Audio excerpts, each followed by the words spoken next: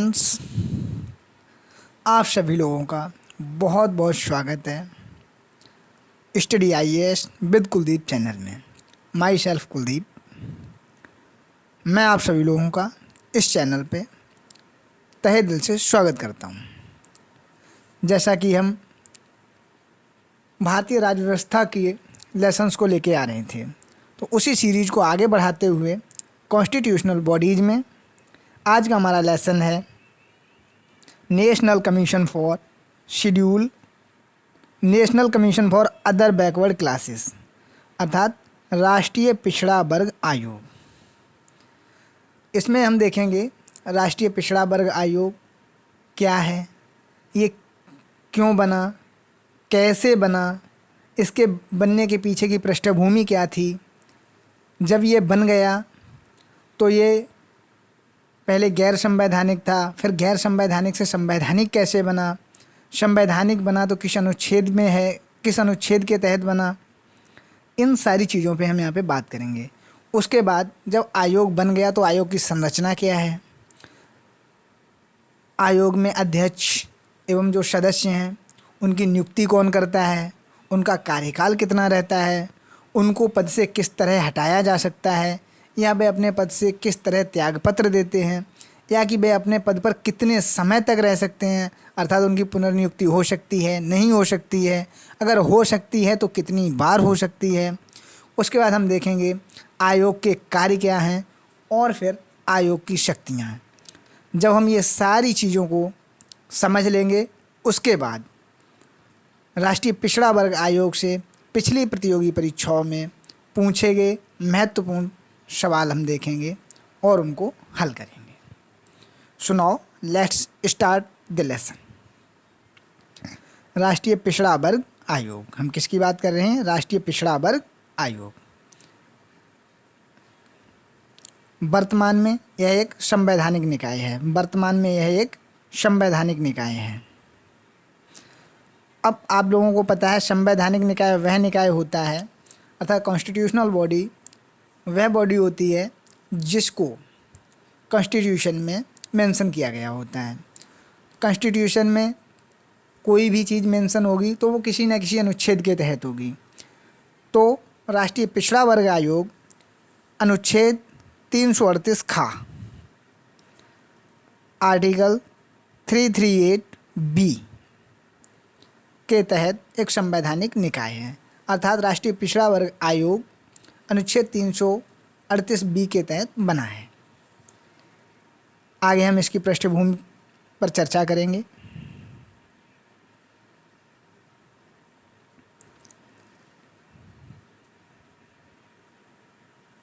पृष्ठभूमि देखो, दो पिछड़ा वर्ग आयोग बने थे। जैसा कि आप सभी लोगों को पता होगा कि राष्ट्रीय पिछड़ा वर्ग आयोग जो है, इसको बनाने के लिए जब हम इसकी पृष्ठभूमि देख रहे हैं, इसकी भूमिका देख रहे हैं, तो इसके लिए पहले दो आयोग बनाए गए थे। उनमें जो पहला आयोग था जिसको हम काका कालेकर के नाम से जानते हैं, क्या बोलते हैं, काका कालेकर, जबकि दूसरा आयोग था जिसको बीपी मंडल के नाम से जाना गया। किस नाम से, बीपी मंडल के नाम से। यह दोनों कब बने, तो जो काका कालेकर का आयोग था वो 1950 में बना, और जो बीपी मंडल आयोग है वो 1979 में था, 1970 के दशक में बना। मंडल आयोग की स्थापना, तो हम दूसरे वाले आयोग को पढ़ रहे हैं। किसको पढ़ रहे हैं, दूसरे वाले आयोग को, जो कि बीपी मंडल आयोग है। तो बीपी मंडल आयोग की स्थापना वर्ष 1979 अर्थात 1979 को प्रधानमंत्री मोरारजी देसाई के द्वारा की गई थी।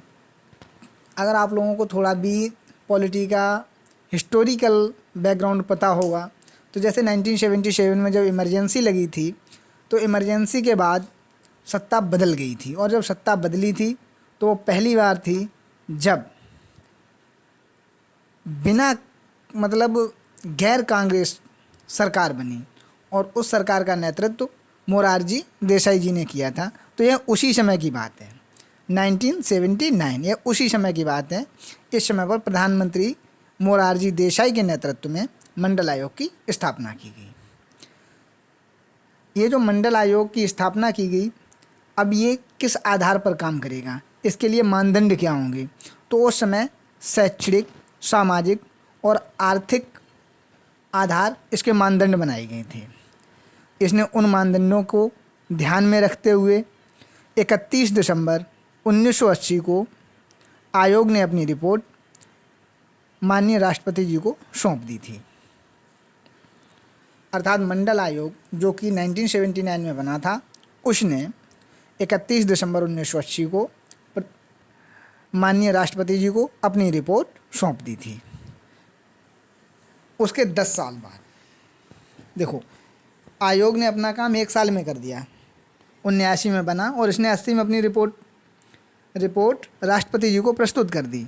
लेकिन उसके 10 साल बाद अगस्त 1990 में जब बीपी सिंह जी सरकार में थे, अर्थात प्रधानमंत्री का नेतृत्व बीपी सिंह जी कर रहे थे, उस समय बीपी सिंह जी ने संसद में मंडल आयोग की सिफारिशों की घोषणा की। उन्होंने जो मंडल आयोग की रिपोर्ट थी उसकी सिफारिशों की संसद में घोषणा की।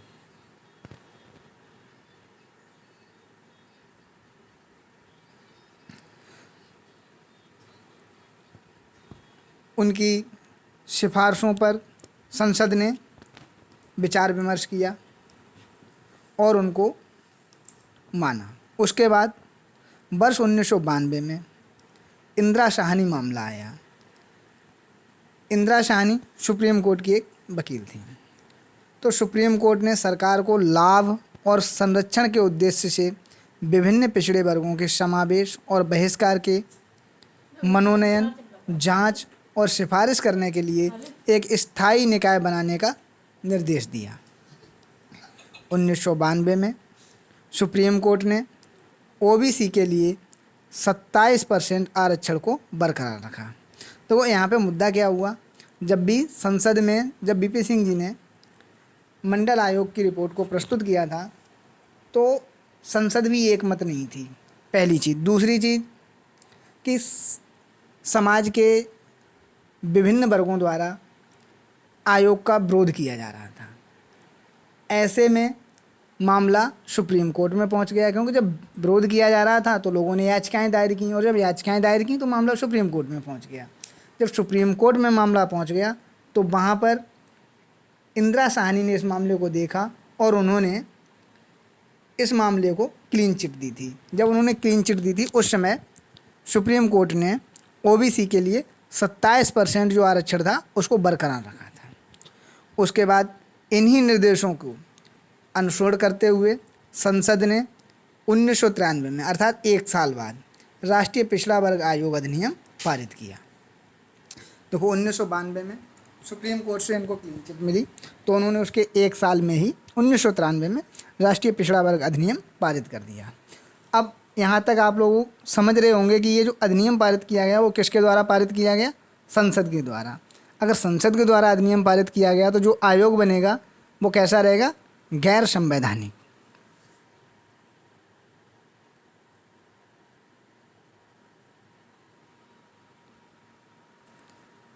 प्रारंभ में राष्ट्रीय पिछड़ा वर्ग आयोग, जो कि राष्ट्रीय पिछड़ा वर्ग आयोग अधिनियम 1993 के द्वारा बनाया गया था। इसकी दिनांक थी 2 अप्रैल 1993। किस डेट में हुआ था ये, 2 अप्रैल 1993। तो राष्ट्रीय पिछड़ा वर्ग आयोग अधिनियम 1993 से केंद्रीय सरकार द्वारा गठित किया गया, जिसे लगातार 2016 तक, मतलब 1993 से लेकर के 2016 तक 7 बार पुनर्गठित किया गया। कितनी बार पुनर्गठित किया गया, 7 बार।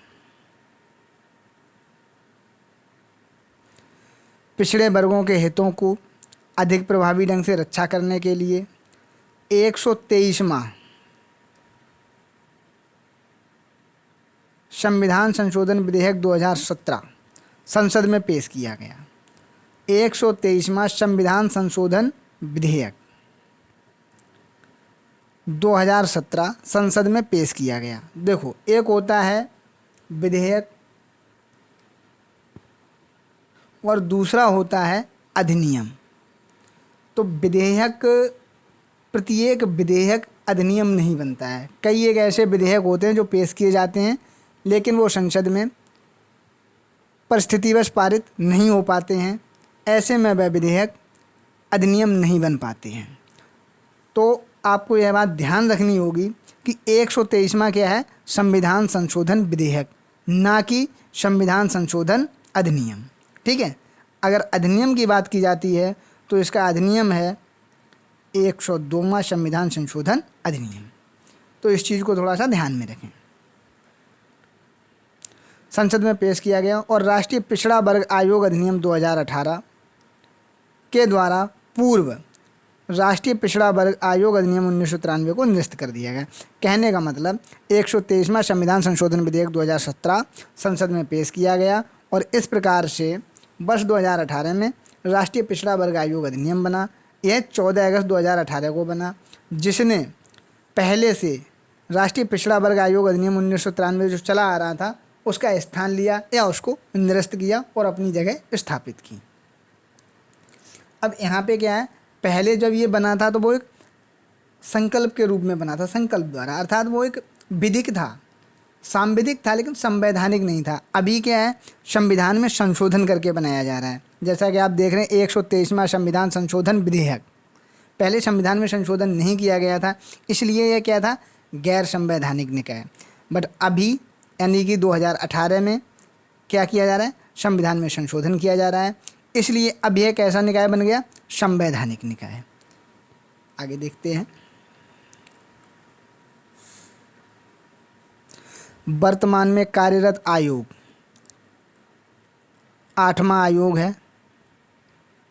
वर्तमान में कार्यरत आयोग 8वां आयोग है, जिसको संवैधानिक दर्जा दिया गया। अब संवैधानिक दर्जा क्यों दिया गया, जैसा कि अभी हमने देखा, क्योंकि ये संविधान में संशोधन करके बनाया गया और यह दर्जा संविधान के 102वें संविधान संशोधन अधिनियम 2018 के तहत हुआ है। कब हुआ था, इसका दिनांक था 11 अगस्त 2018। अब संविधान में अगर संशोधन किया तो संविधान के किसी अनुच्छेद में संशोधन किया होगा, और जिस अनुच्छेद में संशोधन किया वो है अनुच्छेद 338।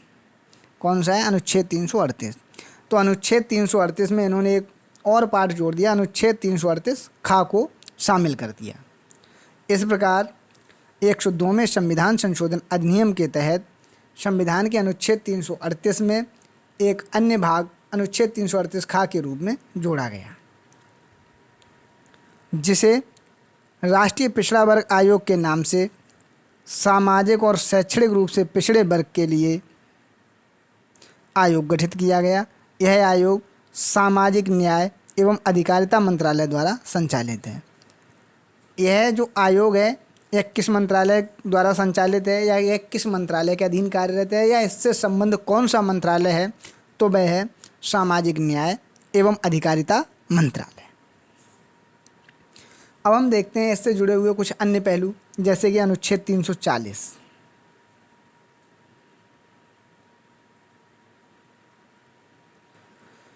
अनुच्छेद 340 अन्य बातों के साथ साथ उन सामाजिक और शैक्षणिक रूप से पिछड़े वर्गों की पहचान करने, उनके पिछड़ेपन की स्थितियों को समझने और उनके सामने आने वाली कठिनाइयों को दूर करने के लिए सिफारिशें करने की आवश्यकता से संबंधित है। अनुच्छेद 340 का क्या काम है, यह सामाजिक और शैक्षणिक रूप से जो पिछड़े वर्ग हैं उनकी पहचान करने, उनके पिछड़ेपन की स्थितियों को समझने और उनके सामने आने वाली कठिनाइयों को दूर करने के लिए सिफारिशें करने की आवश्यकता से संबंधित है। अगला हमारा अन्य पहलू में एक दूसरा पॉइंट है कि वर्तमान में राष्ट्रीय पिछड़ा वर्ग आयोग के अध्यक्ष कौन हैं और यह अध्यक्ष कब से हैं। वर्तमान में राष्ट्रीय पिछड़ा वर्ग आयोग के अध्यक्ष हैं श्री हंसराज गंगाराम अहीर। कौन है, श्री हंसराज गंगाराम अहीर। यह इन्होंने 2 दिसंबर 2022 को अपने ऑफिस ज्वाइन किया, बीइंग ए चेयरमैन, अर्थात इन्होंने अध्यक्ष के रूप में राष्ट्रीय पिछड़ा वर्ग आयोग में अपना पदभार ग्रहण किया 2 दिसंबर 2022 को। एवं इसके सदस्य के रूप में भुवन भूषण कमल ने पदभार ग्रहण किया, जो कि प्रशासनिक सेवा से हैं। कहाँ से हैं ये, प्रशासनिक सेवा से। आगे देखते हैं। अब हम देखते हैं इनकी अर्हताएं। भाई अध्यक्ष हैं, सदस्य हैं, उपाध्यक्ष हैं, इनकी अर्हताएं क्या हैं, इन पे भी ध्यान दे लेते हैं। सदस्यों की नियुक्ति ऐसे योग्य, सत्यनिष्ठ और प्रतिष्ठित व्यक्तियों में से की जाएगी जिनका सामाजिक और शैक्षणिक रूप से पिछड़े वर्गों को न्याय दिलाने संबंधी अच्छा रिकॉर्ड रहा हो। यहाँ पे जो सदस्यों की नियुक्ति की बात कर रहा है, यहाँ पे न सिर्फ सदस्य बल्कि अध्यक्ष, उपाध्यक्ष एवं सदस्य सभी को शामिल किया गया है। तो सदस्यों की नियुक्ति उन योग्य, सत्यनिष्ठ एवं प्रतिष्ठित व्यक्तियों में से की जाएगी जिन्होंने सामाजिक और शैक्षणिक रूप से पिछड़े वर्गों को न्याय दिलाने में अपना महत्वपूर्ण योगदान दिया हो। अध्यक्ष की नियुक्ति, अब हम बात कर रहे हैं पर्टिकुलर अध्यक्ष के बारे में। किसके बारे में? पर्टिकुलर अध्यक्ष के बारे में। अध्यक्ष की नियुक्ति सामाजिक रूप से और शैक्षणिक रूप से पिछड़े वर्गों से संबंधित ऐसे प्रतिष्ठित सामाजिक राजनीतिक कार्यकर्ताओं में से की जाएगी जिन्होंने अपने व्यक्तिगत जीवन में सामाजिक और शैक्षणिक रूप से पिछड़े वर्गों के बीच विश्वास जीता हो। अर्थात उन्होंने शैक्षणिक और सामाजिक रूप से पिछड़े वर्गों में इस प्रकार काम किया हो कि उन्होंने उनका विश्वास जीता हो, लोगों को उन पर इतना भरोसा हो, उन्होंने ऐसे कारनामे कर दिखाए हों जिससे लोगों को उन पर भरोसा हो कि हाँ ये विश्वसनीय हैं। इन्होंने इन लोगों के उत्थान के लिए ये अहम कार्य किए हैं। अब हम देखते हैं उपाध्यक्ष।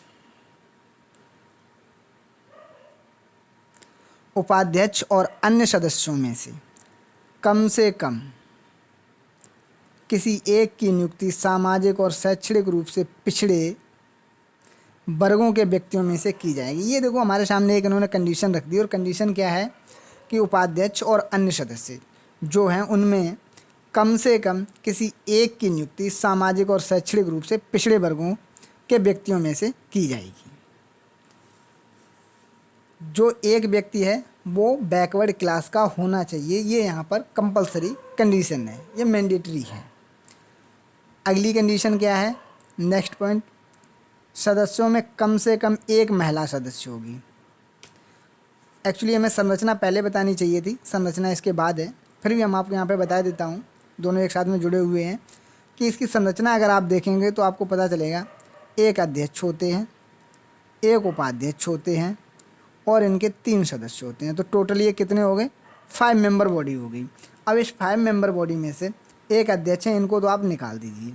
बचे हुए जो 4 लोग हैं इनमें हमारे पास 2 कंडीशंस है। एटलीस्ट एक उपाध्यक्ष सहित जो सदस्य हैं या उपाध्यक्ष हैं वो बैकवर्ड क्लास से होने चाहिए। दूसरी हमारी कंडीशन है कि इनकी एक जो मेंबर है वो क्या है? वुमेन होनी चाहिए।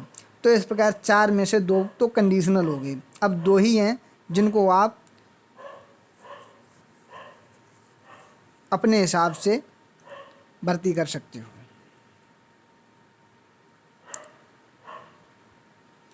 आगे हम इनकी संरचना पर ध्यान देते हैं। आयोग निम्नलिखित सदस्यों से मिलकर बनेगा जो केंद्रीय सरकार द्वारा नाम निर्देशित किए जाएंगे। इनके नामों का निर्देशन कौन करता है? केंद्रीय सरकार।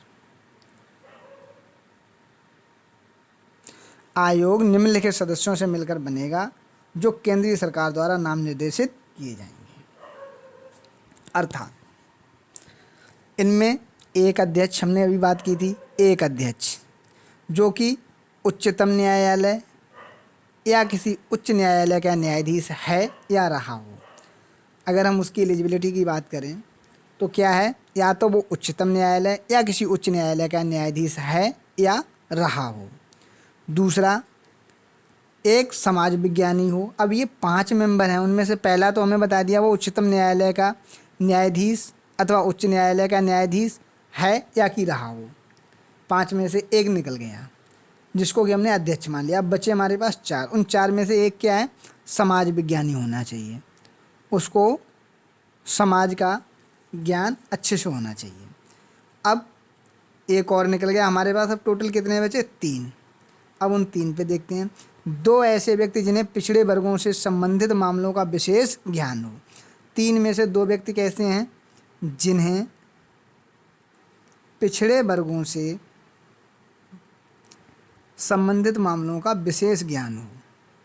अब देखो, एक इधर निकल गया, दूसरा इधर निकल गया, और आपके 2 लोग यहाँ पे निकल गए। 1 1 2 और 2 4। अब बचा कितना आपके पास? 1। जो 1 बचा है वो क्या है? एक सदस्य सचिव, जो भारत सरकार में सचिव के पद पर केंद्रीय सरकार का कोई अधिकारी है या रहा हो।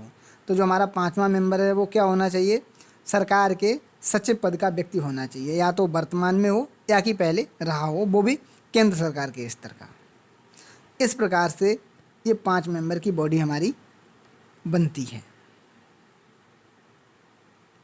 अब हम देखते हैं इनका कार्यकाल। सदस्यों का कार्यकाल 3 वर्ष के लिए रहता है। कितने वर्ष के लिए? 3 वर्ष के लिए। वो जब से अपना ऑफिस ज्वाइन करेंगे उसके बाद से वो 3 वर्ष के लिए उस पद पर बने रहेंगे। सदस्य किसी भी समय केंद्रीय सरकार को संबोधित अपने हस्ताक्षर सहित लेख द्वारा यथास्थिति अध्यक्ष या सदस्य का पद त्याग सकेगा। चाहे वो अध्यक्ष हो, उपाध्यक्ष हो या कि सदस्य हो, केंद्र सरकार को वो अपना हस्ताक्षर सहित लेख देकर त्यागपत्र दे सकते हैं। अगली कंडीशन है कि केंद्र सरकार किसी व्यक्ति को सदस्य के पद से हटा देगी। कब हटा देगी? उसकी क्या क्या कंडीशंस हैं उनको हम देखते हैं। इसकी फर्स्ट कंडीशन है अनुनियोजित दिवालिया हो जाता है, जब व्यक्ति दिवालिया हो जाता है। दूसरा, जब सदस्य किसी ऐसे अपराध के लिए सिद्ध दोष ठहराया जाता है और कारावास से दंडित किया जाता है जिसमें केंद्रीय सरकार की राय में नैतिक क्षमता अंतर्बलित है। तीसरा, देखो ये बिल्कुल सरल सरल बातें हैं, इसलिए मैं इन पे ज़्यादा समय नहीं ले रहा हूँ, बस एज इट इज़ बोलते चला जा रहा हूँ ताकि आप एक बार इससे गो थ्रू हो जाएं और आपको समझ आ ही जाएगा। तीसरा है विकृत चरित्र का होना और किसी सक्षम न्यायालय की ऐसी घोषणा विद्यमान हो। और किसी न्यायालय द्वारा किसी व्यक्ति को विकृत चरित्र घोषित कर दिया जाता है तो फिर उसको सदस्य के पद से हटाया जा सकता है। ये केंद्र सरकार के पास शक्ति है। नेक्स्ट पॉइंट है, यदि वह कार्य करने से इनकार करता है या कार्य करने के लिए परिस्थितिवश असमर्थ हो जाता है, तब भी उसको उसके पद से हटाया जा सकता है। नेक्स्ट पॉइंट है, आयोग से अनुपस्थिति की इजाज़त लिए बिना आयोग के लगातार 3 अधिवेशन में अनुपस्थित रहता है। हमें थोड़ा सा यहाँ पे जो ये 3 अधिवेशन है ना, इसको मार्क करके ध्यान में रखना है, क्योंकि हमसे इन चीज़ों पे क्वेश्चन पूछा जा सकता है। आयोग से वो अनुपस्थित की इजाज़त नहीं लिया, फिर भी लगातार 3 अधिवेशनों में अगर वह अनुपस्थित रहता है, ऐसे में उसे उसके पद से हटाया जा सकता है। नेक्स्ट है, केंद्रीय सरकार की राय में अध्यक्ष या सदस्य के पद का दुरुपयोग करता है। केंद्रीय सरकार की राय में वह अध्यक्ष या सदस्य, वो जिस भी, चाहे वो अध्यक्ष के पद पे हो या कि सदस्य के पद पे हो, लेकिन वह व्यक्ति उस पद का दुरुपयोग करता है जिसके कारण उस व्यक्ति का पद पर बने रहना पिछड़े वर्गों के हितों एवं लोकहित के लिए हानिकारक हो सकता है। ऐसे में उस व्यक्ति को पद से हटाया जा सकता है। एक बहुत ही महत्वपूर्ण बात है, वो यह है कि इस खंड में हमने जितने भी पॉइंट पढ़े उनमें कोई भी व्यक्ति तब तक नहीं हटाया जाएगा जब तक उस व्यक्ति को उस मामले में सुनवाई का अवसर न दिया गया हो। हमने अभी जितने ऊपर पॉइंट पढ़े कि उसको इन परिस्थितियों में उसके पद से हटा दिया जाएगा, लेकिन उस व्यक्ति को उसके पद से तभी हटाया जाएगा जब उस व्यक्ति को उस मामले में सुनवाई का अवसर दिया गया हो।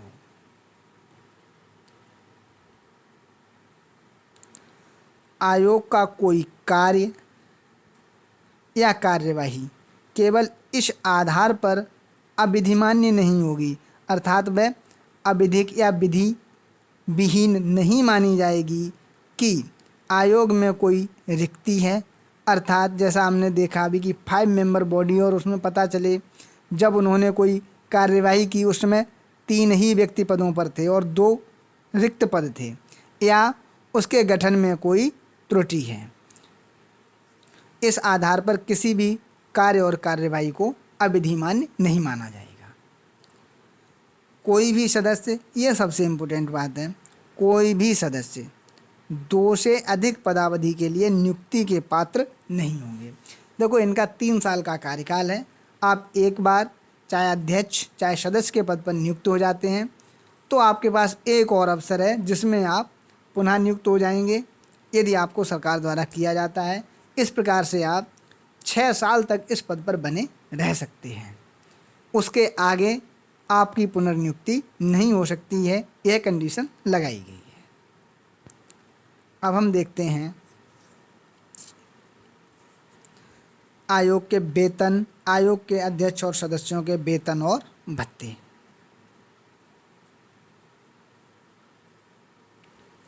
सदस्यों के पद भारत सरकार के सचिव के पद के समकक्ष होते हैं।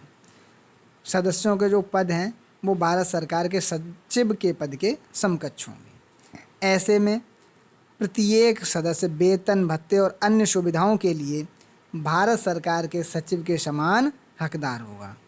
जो सदस्य हैं उनके वेतन, भत्ते और अन्य सुविधाएं जो उनको मिलने वाली हैं वह भारत सरकार के सचिव को जिस प्रकार के वेतन, भत्ते और सुविधाएं मिलती हैं उसी प्रकार इनको प्राप्त होंगी।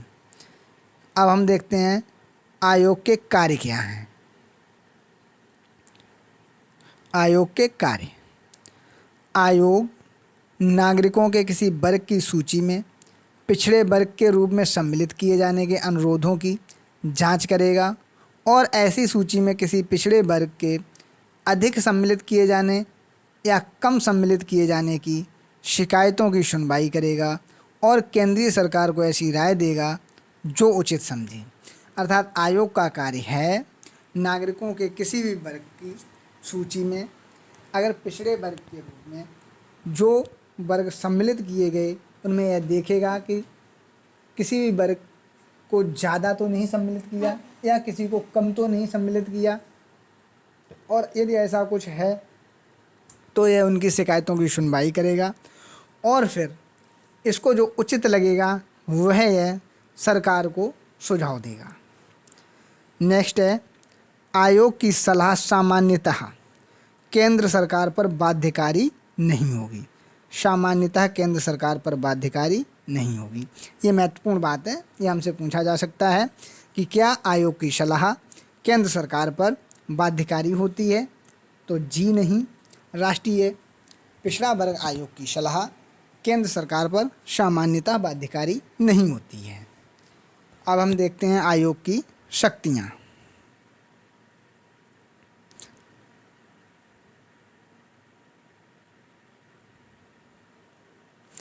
आयोग के पास सामान्यतया अपने कर्तव्यों का पालन करते समय सिविल न्यायालय की शक्तियाँ होती हैं। किसकी शक्तियाँ होंगी? सिविल न्यायालय की। आपराधिक न्यायालय की नहीं होंगी। किसकी होंगी? सिविल न्यायालय की, जिसको हम दीवानी न्यायालय भी बोलते हैं। भारत अब ये सिविल न्यायालय की शक्तियों में क्या क्या कार्य कर सकते हैं वो हम देखते हैं। तो सिविल न्यायालय की शक्तियों के तहत आयोग भारत के किसी भाग से किसी व्यक्ति को बुला सकता है, उसको हाजिर करा सकता है और शपथ पर उसकी जांच कर सकता है। किसी दस्तावेज को पेश करने की अपेक्षा कर सकता है। यह दस्तावेज है किसी भी कार्यालय से मंगा सकता है और किसी भी व्यक्ति से। यह शपथ पत्रों को साक्षी ग्रहण करता है, देखता है कि वो सही हैं कि नहीं हैं। किसी न्यायालय और कार्यालय से किसी लोक अभिलेख या उसके प्रति की अपेक्षा करता है, अर्थात उसको मंगा सकता है। यह दस्तावेजों की परीक्षा के लिए कमीशन निकाल सकता है और कोई भी अन्य विषय जो इसे विहित किया जाए, जो इसको कार्य करने के लिए दिया जाए, यह उस विषय पर कार्य कर सकता है।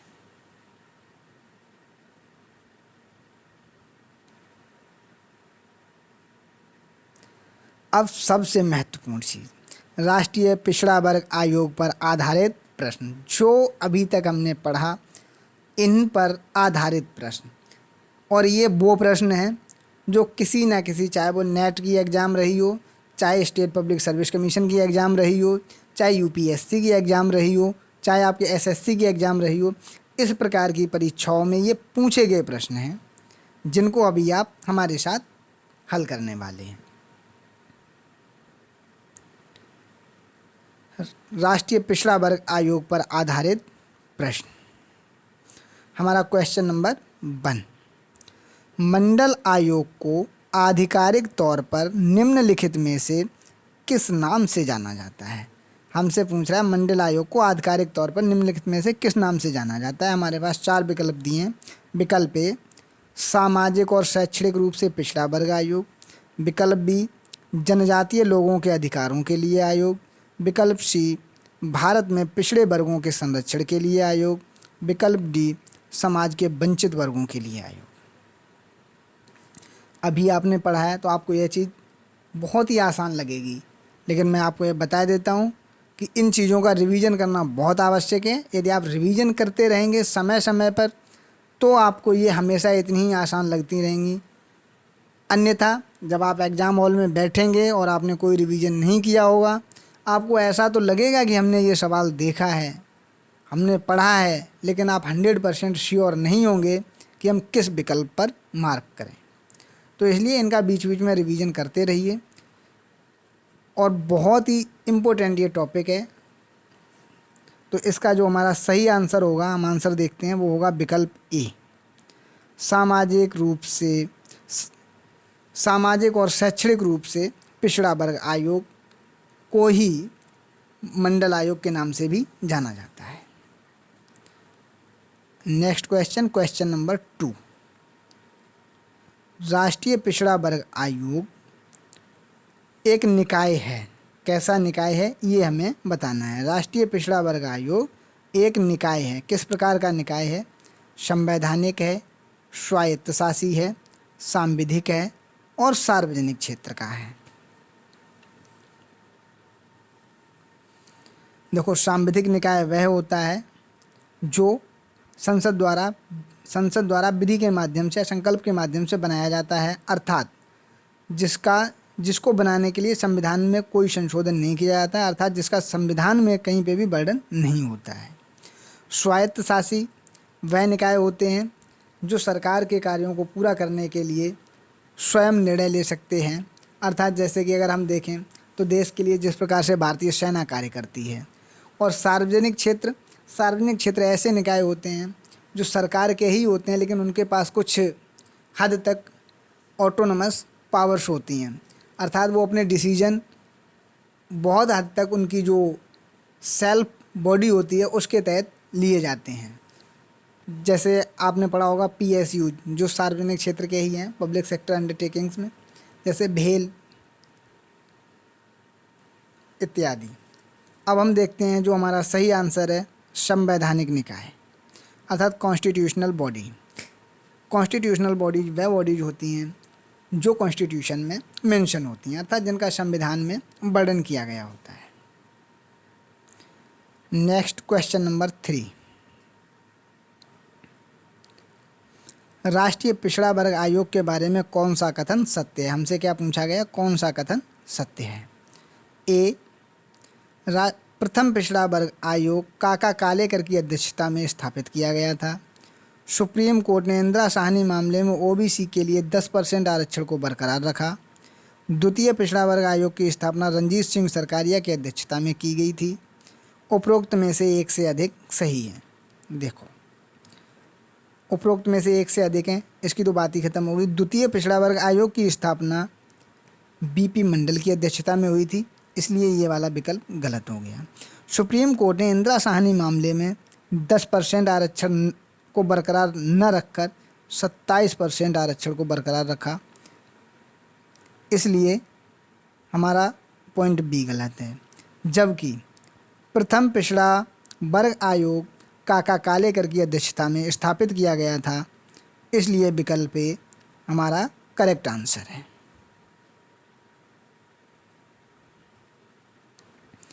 आगे चलते हैं, क्वेश्चन नंबर 4, निम्नलिखित में से कौन राष्ट्रीय पिछड़ा वर्ग आयोग के वर्तमान अध्यक्ष हैं?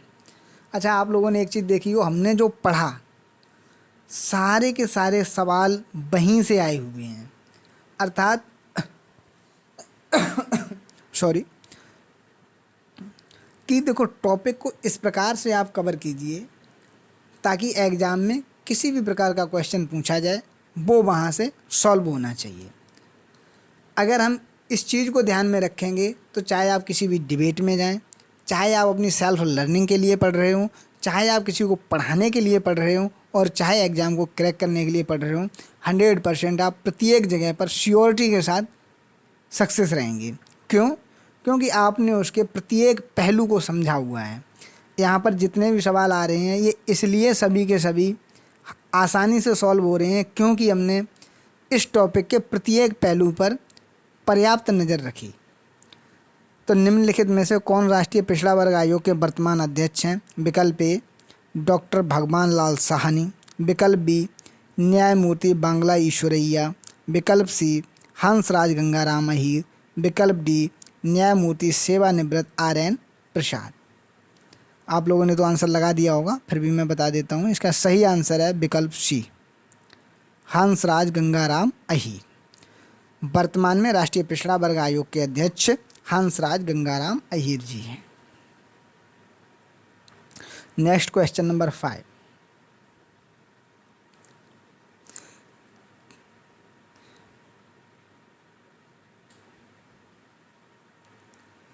किसके पिछड़ेपन के कारणों का अध्ययन करने के लिए बीपी मंडल आयोग की स्थापना की गई थी? बीपी मंडल आयोग की स्थापना निम्न में से किसके पिछड़ेपन के कारणों का अध्ययन करने के लिए की गई थी? देखो, अनुसूचित जनजाति के, अनुसूचित जाति के, ग्रामीण महिलाएं और बच्चों के, सामाजिक और शैक्षणिक रूप से पिछड़े वर्गों के। सही उत्तर होगा विकल्प डी सामाजिक और शैक्षणिक रूप से पिछड़े वर्ग के पिछड़ेपन के कारणों का अध्ययन करने के लिए बीपी मंडल आयोग की स्थापना की गई थी। बीपी मंडल आयोग की स्थापना कब की गई थी? 1979 में। उस समय किसकी सरकार थी? उस समय मोरारजी देसाई की सरकार थी। Next question, question number 6। किस आयोग ने सरकारी सेवाओं के सभी स्तरों में ओबीसी उम्मीदवारों के लिए 27% आरक्षण की सिफारिश की? सरकारी आयोग, मंडल आयोग, बलवंत आयोग, कोठारी आयोग। सही उत्तर होगा इसका विकल्प बी मंडल आयोग। किस आयोग ने सरकारी सेवाओं के सभी स्तरों में ओबीसी के उम्मीदवारों के लिए 27% आरक्षण की सिफारिश की? मंडल आयोग ने। Next question, question number 7। प्रथम पिछड़ा वर्ग आयोग की अध्यक्षता किसके द्वारा की गई थी? प्रथम पिछड़ा वर्ग आयोग की अध्यक्षता किसके द्वारा की गई थी? ए बीपी सिंह द्वारा, बी पीजी शाह द्वारा, सी काका कालेकर द्वारा और डी अनूप सिंह द्वारा। ये है आप लोगों के लिए होमवर्क। इस क्वेश्चन का आंसर आप कमेंट बॉक्स में अवश्य दें। अब हम चलते हैं नेक्स्ट क्वेश्चन, क्वेश्चन नंबर 8, जो कि हमारा आज का अंतिम क्वेश्चन है।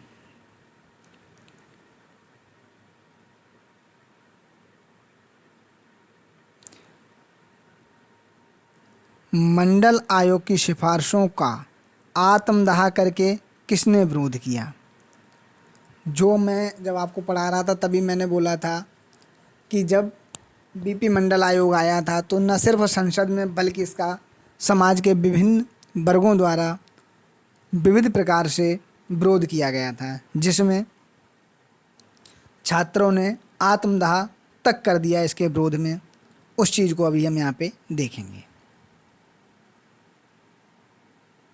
विकल्प ए JNU दिल्ली के छात्र मुल्कराज द्वारा, बी अलीगढ़ मुस्लिम विश्वविद्यालय के छात्र गजेंद्र सिंह राठौर द्वारा, और विकल्प सी सुरेंद्र सिंह चौहान दिल्ली विश्वविद्यालय के छात्र द्वारा, एवं विकल्प डी दिल्ली विश्वविद्यालय के छात्र वीर सिंह चौहान द्वारा। तो दोस्तों इसका सही आंसर है विकल्प सी सुरेंद्र सिंह चौहान दिल्ली विश्वविद्यालय के छात्र। इन्होंने मंडल आयोग की सिफारिशों का विरोध किया और उस विरोध को इन्होंने इस हद तक किया कि अपनी आत्मदाह भी कर लिया। विरोध का मुख्य मुद्दा ये था, इन्होंने कहा कि सेवाओं में जो भर्ती हो रही हैं, जो नियुक्तियां होंगी, वो शिक्षा एवं योग्यता के आधार पर न होकर जन्म के आधार पर होंगी। अर्थात जो 27% आरक्षण दिया जा रहा है, इससे यह इस बात को साबित कर रहे थे कि लोगों में भले ही योग्यता ना हो लेकिन उनका जन्म ओबीसी में हुआ है, इसलिए वह उस सेवा में नियुक्त होंगे। इस प्रकार से विरोध किया गया था। इस प्रकार आज का लेसन हमारा यहीं पे समाप्त होता है। मैं आशा करता हूँ यह लेसन आप लोगों के लिए बहुत ही फ़ायदेमंद रहा होगा और आपको बहुत भली बात समझ आया होगा। अगर आपको ये वीडियो अच्छा लगा, पसंद आया हो, तो इसको लाइक, शेयर और सब्सक्राइब अवश्य करें। जय हिंद दोस्तों, फिर मिलेंगे इसी अपनी इस सीरीज़ को आगे बढ़ाते हुए किसी अन्य कॉन्स्टिट्यूशनल बॉडीज़ के साथ।